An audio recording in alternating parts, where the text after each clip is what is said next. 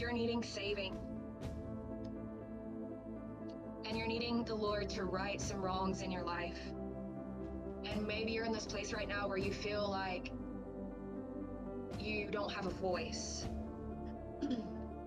So in the scripture, we read that Jesus, being led like a lamb to be slaughtered, he was oppressed and afflicted, but yet he did not open his mouth.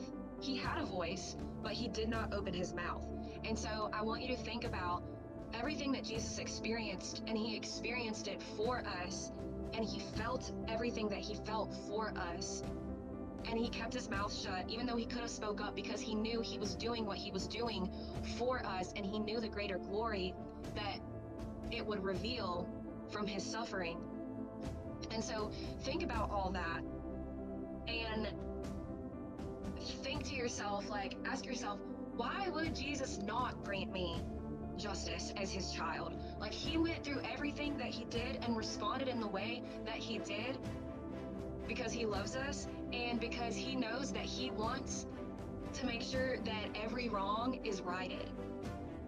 And so I'm going to read it again, where it says, by his knowledge, my righteous servant will justify many. By his knowledge. By his knowledge. We could read right past that, but it says, by his knowledge, my righteous servant will justify many.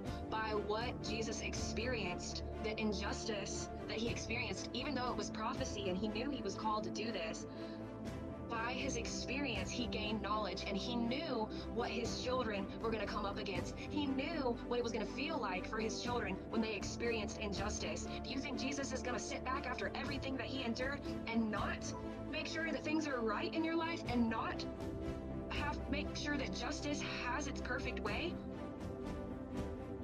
He absolutely not. He's not going to allow that to happen. He's going to make sure that every person that needs justice is going to get justice, because it's by his knowledge.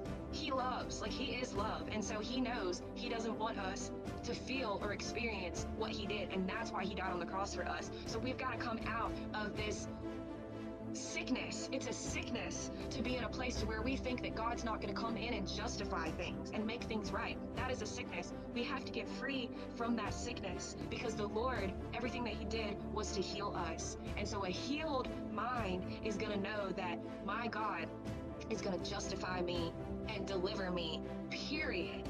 No matter how long I have to suffer for, I get to fellowship with Jesus in my sufferings.